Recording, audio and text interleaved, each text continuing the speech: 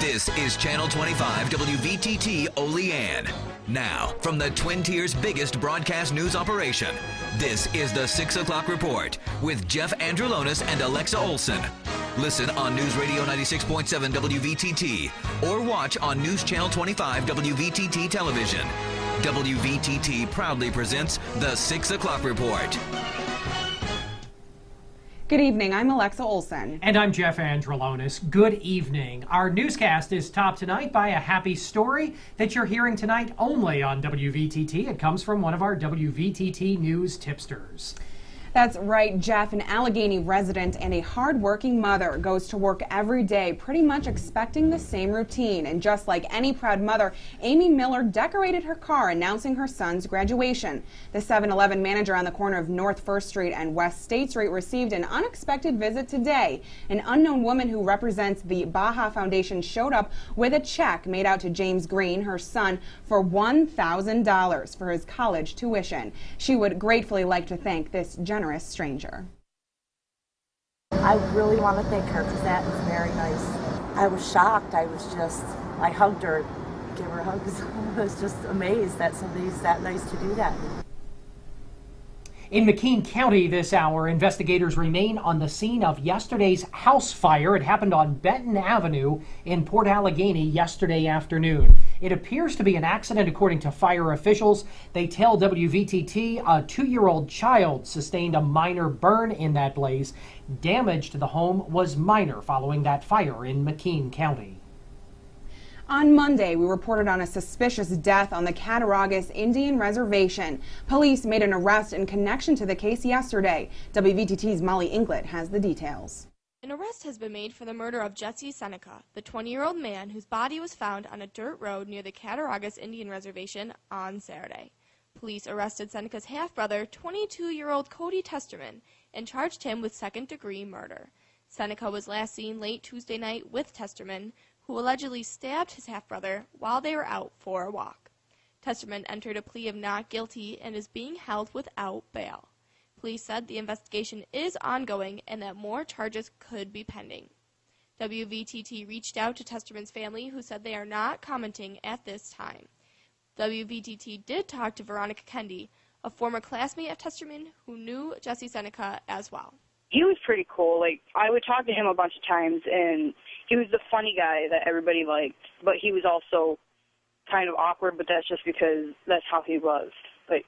How his personality was, so everybody just thought he was awkward, but it was just him being outgoing. For WVTT News Channel 25, I'm Molly Inglut.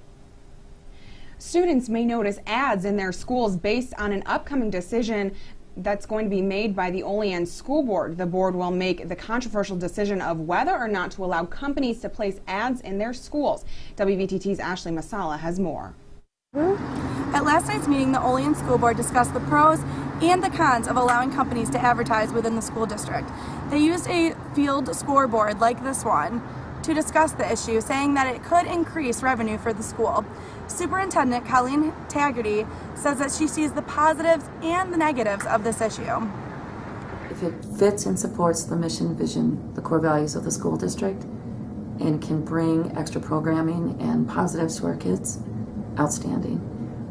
But we open a door to the possibility of being put in positions where, gee, we could give you a brand new, say, football field or soccer field or something, playground, if in fact we can advertise. And you have to weigh that out, and I think we have to really ensure that we're protecting our core values before we look to accepting donors from advertising or sponsors.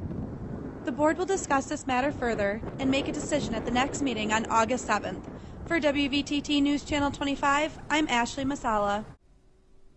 In McKean County, an 18-year-old woman is recovering tonight after being injured in an ATV accident yesterday. State police say it happened on Upper Grimes Road in Liberty Township. The woman sustained a non-life-threatening injury when the ATV she was riding apparently hit a pothole in the roadway, causing her to lose control of her ATV and crash. She was taken to Bradford Regional Medical Center for treatment.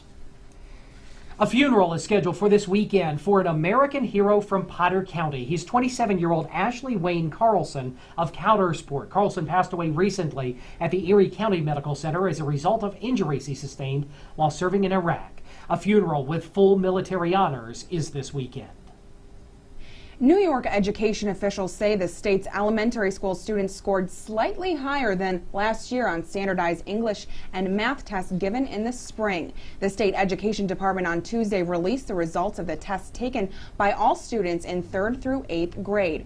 Overall, 55% of students met or exceeded the English proficiency, up from about 53% last year. The math scores showed 65% met or exceeded that proficiency standard, up from 63% last year. Education Commissioner John King says reforms taking action next year should move students towards college and career readiness. They include changing the curriculum and the way the teachers are evaluated. The NCAA is asking questions Penn State is promising to answer, but some are calling for Penn State's storied football program to be suspended. Details on that and the full national and world news next here on the 6 o'clock report on News Channel 25 WVTT.